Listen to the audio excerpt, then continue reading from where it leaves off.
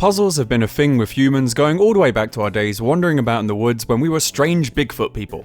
I don't know, they probably animated Tetris onto the cave walls or something. In the 80s we had things like the Rubik's Cube and Simon that took the world by storm, selling in the millions. For whatever reason, the human brain just loves solving puzzles. It's something that seems to be baked into our DNA. Unless you're me, of course, because I have this thing I like to call puzzleophobia. It means to have the brains of a donkey or a donkey-type creature? As a kid, if there was any games that had hard puzzles to solve, I would be stumped or just give up altogether. One big example of this for me growing up was the water temple in the Ocarina of Time. I never finished it because of that damn temple. But puzzles didn't just turn up in games, they had a whole genre where the whole game was just puzzles. Now you might think I hate these because of my poopy brain when it comes to puzzles, but I actually quite enjoy a lot of these types of games. Tetris is one of my favourite games of all time. It's just perfect and it puts me in a hypnotic state every time I play it. And this is mainly due to my mum loving these games and me playing a lot of Bust-A-Move 2 and Tetris with her when I was growing up. Mum, how much do you love Tetris?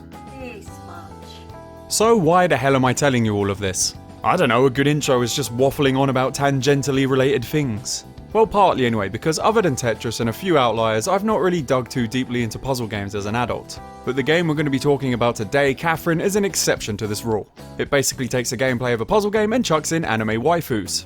Holy sh**, my tits are too big. The team behind Catherine is the same team that worked on my favourite game of all time, Persona 4. And they actually started working on Catherine straight after they wrapped up work on that goated game. But back when I originally played this game on my 360, I didn't know I was getting my first taste of an Atlus game. And you can really tell it's an Atlus game by the way it works and of course the visuals and music, which are stellar. Even a lot of the same voice actors from Persona 4 have roles here, and some of the voice actors that will go on to be in Persona 5. This game was also kind of a test run for the graphics and game engine for Persona 5, and you can really tell because it looks really similar. It basically takes the structure of a Persona game with its social sim elements and replaces the JRPG dungeons with puzzle dungeons. And it makes for a really entertaining and unique game that just oozes with that charm of a weird mid-2000s anime. I miss these quirky middle market games that were quite prevalent in the early 10s. And I of course loved this game despite the fact that I sucked at it and the puzzles made me want to rip off my clothes like Hulk Hogan on coke. A revamped version of this game was released in 2019 called Catherine Full Body, which redid everything and added in more content. But for today's video I want to stick to the original version of the game because this is the one I originally played and I want to trip down Old Man Lane. Also, there was quite a lot of controversy around the release of that remake because of certain characters and a genderless alien waifu. I'm as anatomically impaired as a kendo. So let's avoid controversy and stick with the original because I'm obviously a fence-sitting, weak-willed invertebrate. Milk drinker. Catherine starts with us being introduced to Venus, who is like one of those midnight horror channel hosts bookending our story. And this might seem like a small touch, but it helps give this game that feel of a weird B-movie that might be shown at 1 AM back in the day. And if there's one thing this game is, it's charming and incredibly stylish, like most of the things the Persona team puts out. I don't know if this was the team's intention, but it really gives the game the feel of something like The Twilight Zone. And to be fair, the subject matter of this game I could easily see being portrayed in that show.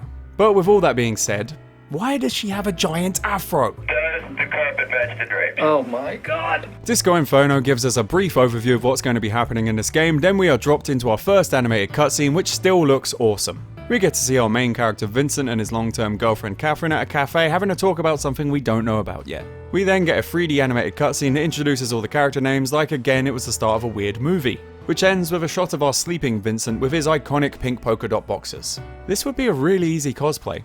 In Vincent's dream world, he is confronted by a trippy place with sliding block puzzles everywhere.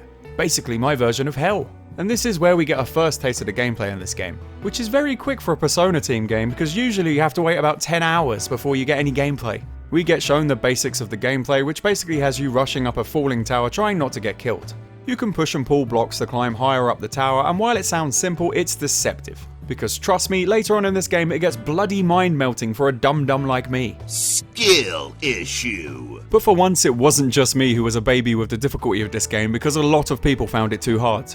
A demo of this game was released a month before its Western release, and Atlus had so many complaints of it being too hard that they actually added in an easy mode. And this isn't a new thing, Japanese companies have been dumbing down Western releases going all the way back to the days of the NES. Like the classic example of the real Mario Bros. 2 being replaced with a completely different reskinned game in the rest of the world. But judged on the reaction to this game, maybe the Japanese companies were actually right about us. We all need to get good. And I am not ashamed to admit that I always play this game on easy mode because it's ball-breakingly hard. And I still struggle with it later on in the game on easy. But the gameplay being simple doesn't mean it's boring, because at times you get into a really addictive flow with the puzzling. When you don't suck anyway. But you being on a timer the whole time makes you panic when things aren't going your way, and it can get quite funny. However, something that isn't funny is the controls, which are a little bit fiddly and haven't aged as well as I remember. When you're trying to climb and move about, sometimes the controls just won't do what you tell them to, which can lead to annoying mistakes and sometimes deaths. It's not a deal breaker because you do eventually get used to it, but there will be little blips that still happen from time to time. We will go into more depth about all the Dark Souls level stuff this game adds in a bit later, because I want to go more into the other side of the game first. The Vincent Brooks Harem Simulator. They're not girlfriends. They're a harem I worked very hard for. After we clear the practice level, Vincent awakens in his room to find his nightmare was so scary that he pissed his bed like a 7-year-old. We then see the scene from earlier continued, where Vincent and Catherine are in a cafe chatting about their future. And the prospect of actually getting serious in this long-term relationship scares the hell out of Vincent. Because Vincent just wants things to stay the way they are, and having been that man in a long-term relationship who doesn't want to commit, it's very relatable. Vincent is 32, but this happened to me when I was a bit younger, so this whole scene hits home really hard for me. And this whole scene is the source of the conflict that leads to the events of this game. Catherine wants to get married and settle down and have kids.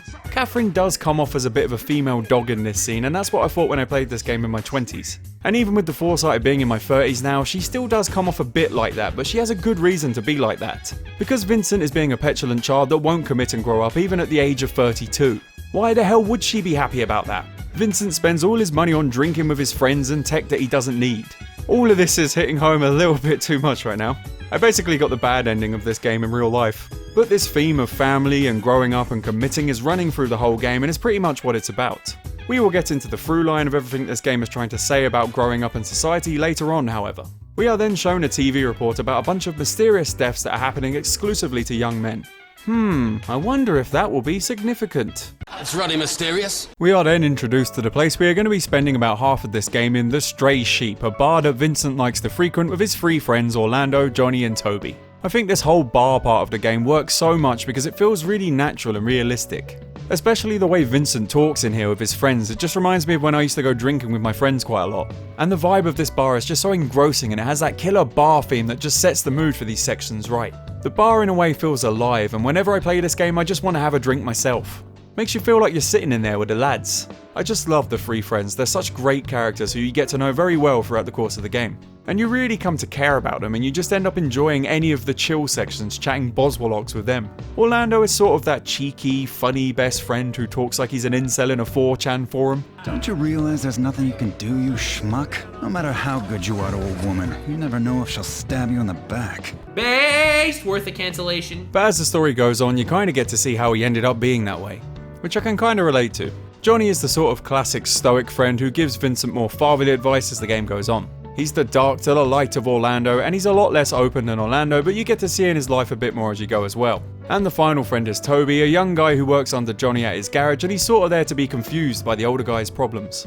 After the little talk with our friends, we are shown how these sections actually work first by showing us how the mobile phone works. And yes, we get to use this early 10s flip phone, which is amazing and very nostalgic to a boomer like me. Basically on the phone you'll receive messages and whatnot, and how you respond will affect your good and bad meter. Which is another thing that was rife in the early 10s, it seemed like every game had a morality system in it back then. And I think this trend was started because of the success of a lot of the early BioWare games that all had their own Be Jesus or Be Hitler meter. Those got a lot of flack back in the day for being too binary or just straight up being completely pointless. But I've always liked these kind of systems because it can give you 2 distinct playthroughs at the very least. And I do really miss them being in games. One video I'd really like to make in the future is defending morality systems because of their untapped potential. In Catherine, like many games that had these systems, how you end up on this meter can help determine what ending you get in this game. And there's actually quite a lot of distinct endings in this game, which I really think is cool and adds some replay value. But other than responding to text, you can also walk around the bar and drink and talk to your friends and other patrons. Much like in a Persona game, everything you do in the real world will translate over to the dream world at night. For example, the drunker you get will determine how much of a speed boost you get in the puzzle levels. I love this game, it rewards you for being drunk. Hell yeah! But I do have to question how much of a lightweight Vincent is. My man is absolutely gattered after 3 pints. but also what patrons you choose to talk to will change some events in the other world as well. And you have to pick and choose who you want to talk to, because as you drink and chat with people, time will pass and you'll miss chances to talk to people. Later on in the game, who you chose to talk to can have real dire consequences, but again, I want to get into that later. Basically, every day of the game is split into these chill bar simulator bits and these hard-ass puzzle sections. And don't ask me why, but I just love this gameplay setup. I like to call it the hot and cold gameplay design, and I just can't get enough of it. Another thing I can't get enough of in this game is the beer trivia after you finish every drink. I know this is sudden, but here's some trivia for you, as you seem to have finished your class. The name Rum and Cola is actually a nickname. Do you know the real name of this drink? It's called the Cuba Libre. The rum called for in this drink represents Cuba. This is a cocktail which mixed the national specialties of Cuba and the United States. As a celebration of Cuba's independence, Cuba Libre means free Cuba. It tastes differently when you know the history. I did not realize that. Russell, did you realize that? No, I did not realize that. I love that. It's such a charming little thing and it just helps add character to this weird little game. And yes, that was Sojiro from Persona 5 doing the voiceover for them with his buttery smooth pipes. After you've been through this tutorial type section, the main conflict of the game finally rears its head. In the first bar section at the end of the night, a young, scantily clad blonde woman sits down to have a drink with our main hero. We fade away into the dream realm before we get to see what happened though. And after a bit of puzzling, we are introduced to another big part of this game. In between every puzzle section, you will get this landing section with a bunch of sheep that you can talk to. Stray sheep, see what they did there? Trust me, the sheep puns don't stop at just that. And this part works much like the bar section of the game where you can walk around and talk to the different sheep. But as you work your way through the game, you'll realise that all the different sheep here are people you meet at the bar section of the game. And much like the bar section, if you don't talk to people here, it can lead to very bad outcomes for these characters. And it kind of adds to the mystery and gets you thinking, what the hell is going on here with these nightmares? After you've talked to everyone, there's always a question asked in a Catholic-looking confession box by a cheeky angel. And these questions usually read like something you would find in a woman's magazine quiz with you getting the choice between two answers. You sure are one foxy lady, sexual, sensual, and you don't mind showing it? Yes, I'm a sex beast. And of course, these questions all add good and bad points to your morality meter, so you have to pick your answers very carefully. I love the fact that you were given percentages of players that picked each answer, which is kind of interesting to see. The little angel man in the confessional also lets you in on a secret that if you die in these dreams, you do in fact die in real life. And the only way out of these dreams is if you can complete the tower and earn your true freedom.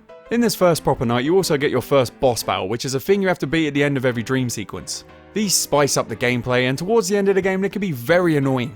Usually whatever Vincent is currently worried about will become manifest in a quite frankly horrifying form and chase him up the tower.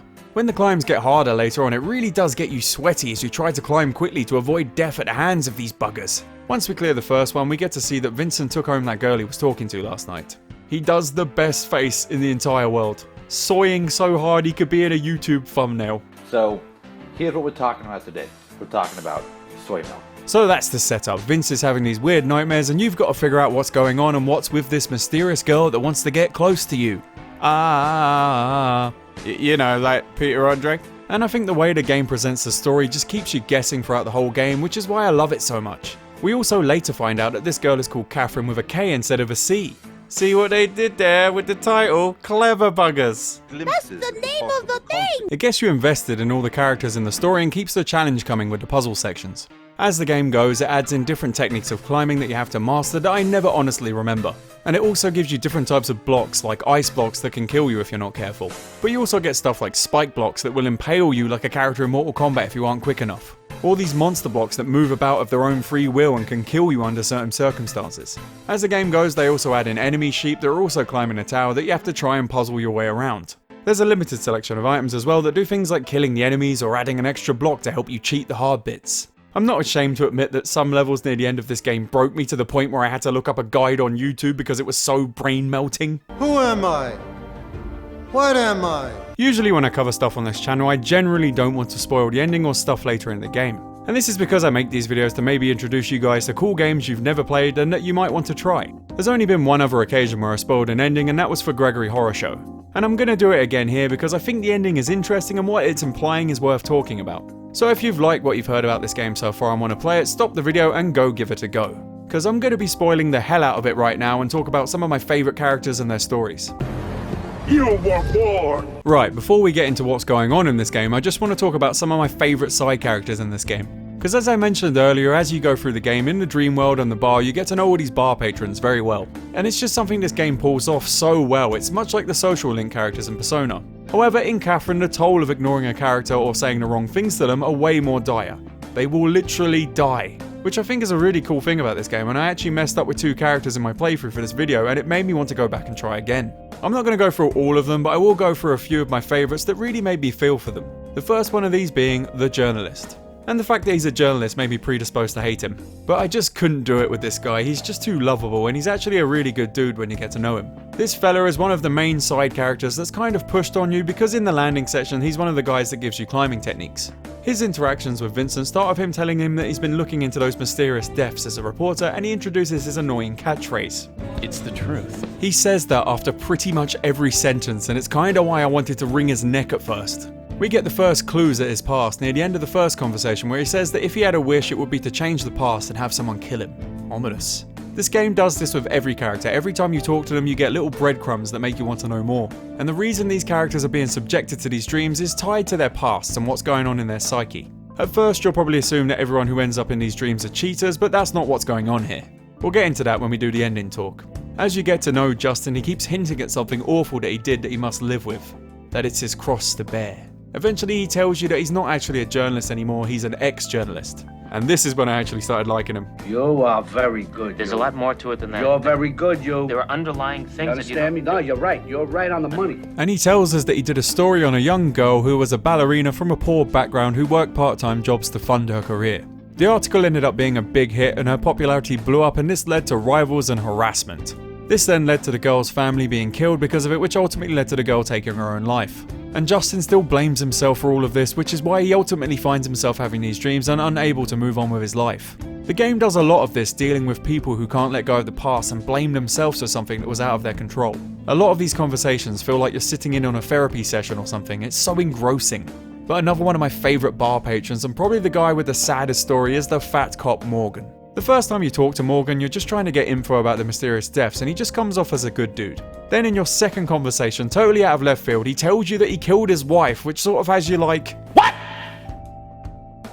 What the fuck? We then later find out that he didn't actually kill his wife, but a criminal who was after him killed his wife to get back at him. And that's why he said he killed his wife, because he feels responsible and his existence has been meaningless since he lost his wife.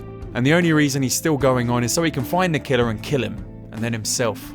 It's hard not to feel for the guy. In the remainder of the game, you manage to convince him that he should find the strength to keep on living, and instead of killing his wife's killer, he should just bring him to justice. He also says he's going to stop drinking, which is probably a good thing, because my dude was drinking on duty a lot. Morgan is just a lovable character, and you want to see him get closure because he's such a good dude. These side characters add a lot of flavour to the game, and it's really heartwarming seeing Vincent help these guys stuck in the pits of despair. And you're probably at this point wondering what brings all these people to the dream realm. Because like me at first, you probably thought it was just cheaters who were getting put into these nightmares. But by the stories of Justin and Morgan, you can see that it isn't just cheaters. Okay, it's time to go full spoilers. This is dead serious. So, what's going on in this game then? Well, after a few days in the game of Vincent cheating on his own Catherine, she catches them in the act, suspecting something was going on. Which leads to the most awkward scene ever with the three of them trying to work it out, and it makes me cringe out of my skin every single time. The whole thing ends with young Catherine trying to kill the old Catherine, leading to the younger one's death. This scene is honestly quite intense, which leads to Catherine being transported to the dream world with Vincent, which means you have to do an escort mission. This honestly might be the most frustrating part of the game because Catherine will get herself killed so damn often. But once we clear this section, we find out it was all a dream and Vincent wakes up freaking out with the real Catherine in his room. She then says he's been cheating on her and he admits it. And this whole scene ends with Vincent finally being dumped by Catherine. I love this part of the game because it really starts to mess with your head. So at this point, Vincent starts to wonder if that girl was even real in the first place. When he asks the guys or other people about the girl, they all say they've never seen her and they just see Vincent sitting by himself. And this really gets to Vincent, and he legitimately starts thinking he might be going crazy until he remembers the owner of the stray sheep greeted her the night they met. And so he goes up to the old man and grills him until he spills the beans that he did see her the night they met and all the other nights. And Vincent unknowingly has stumbled upon the architect of the whole scheme of the killer nightmares. And I love that he was so focused on proving she was real, he doesn't even notice that the villain is revealing himself. You're a... Don't not! You're so stupid! The boss finally reveals that shock horror Catherine was a succubus all along and was just purely based on Vincent's preferences. And he also reveals that he was the one behind the nightmares that are killing all the men and plaguing the patrons' dreams. Which leads to Vincent removing his infamous shades, revealing that he is of course a strange demon man. He reveals himself to be Thomas Mutton. Thomas Mutton. You get it, sheep. Everything is sheep. So basically Thomas Mutton is a man who a very long time ago triumphed over the tower himself after being cursed to the nightmares. And he wished for godhood, which ultimately led to him being the one in charge of the Nightmare Death Games. He tells us that these happen to men who are in long-term relationships but won't commit because it upsets the natural order of life. So it wasn't cheating being the thing bringing these men into the dreams but not fully committing to their partners. Which doesn't explain why Morgan the cop was in there, but maybe his sense of guilt put him in there or something? So basically this whole game is a commentary on the declining birth rate of Japan and the lack of men wanting to settle down and have kids. And as you might know, this was happening in Japan a lot sooner than it was happening in the West. So in many ways this game was ahead of the curve because this problem has only started to become prevalent in the West in the last couple of years. We have a lot of people foregoing this and becoming sad, lonely singletons in their 30s and 40s. And I should know, I'm one of them. Which is probably why the theme of this game just hits home harder at the age I'm at now. I don't think this game necessarily has a judgment on whether this is a good or bad thing, but it definitely wants you to think about it. Mutton even goes as far to say as Vincent himself was a product of this nightmare killing thing working out. Because his mum was with a man before Vincent's dad that was doing the same thing he was doing to Catherine. So they weeded him out. So basically you could look at Vincent climbing the tower as a metaphor for him coming to terms with what he wants in life. And the game not judging you or Vincent for what he decides in the game actually extends to the endings in this game as well. Because no matter what you decide for Vincent, he in all of the endings does actually seem to be happy with his decision. Although the true ending can be seen as the happy ending in air quotes, but it might not be depending on where you are in life. Because when I played this game in my teens or 20s, I always liked the neutral ending where Vincent is free as a bird the most. But as an adult, I want to see Vincent take some responsibility and to finally become a man. Which is actually what I want for myself, having a wife and family. And you get that in a true ending, but I'd be lying if I didn't laugh at the women are evil, be single vibes of the neutral ending. You have a perfect civilization! Why would you want to add a woman to it? Based. After this confrontation, no matter what ending you're going for, Vincent will make a deal with Mutton. If he can beat a final level of the tower and Mutton himself, he can get whatever he may desire. And this is where the morality meter comes in, because you can only get certain endings when you're on certain bits of the meter. But the questions in this section of the game are the only ones that truly matter, because if you get any of these questions wrong, you won't get the right ending. The end set piece fight against Mutton here is absolutely epic, but goddamn is it annoying as hell. And when you get to the top of the tower, finally you open a door banishing Mutton to the Shadow Realm. Wipe yourself off, man. You dead. And let's end this video by going over the endings, because I absolutely love these and some of them are really fun. The true good ending is pretty simple, with Vincent and Catherine patching things up and getting married with all their friends around them. Wholesome as F. The neutral ending sees Vincent giving up on Catherine and marriage, and he gets a loan out of Mutton. He takes the money and bets it on a female wrestling match and wins all the money he desires for a dream trip. And this trip is for him to go into space, which has always been his dream, which I just love. He's like, screw this love bollocks, I'm off to space. I'm escaping to the one place that hasn't been corrupted by capitalism.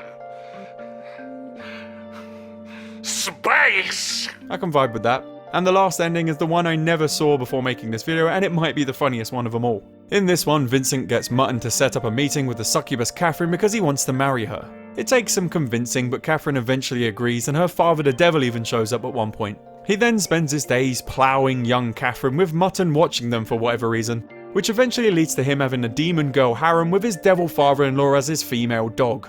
The end. Was this story based? Yes. And that's all there is to Catherine. It's a quirky game that has an interesting message at its heart.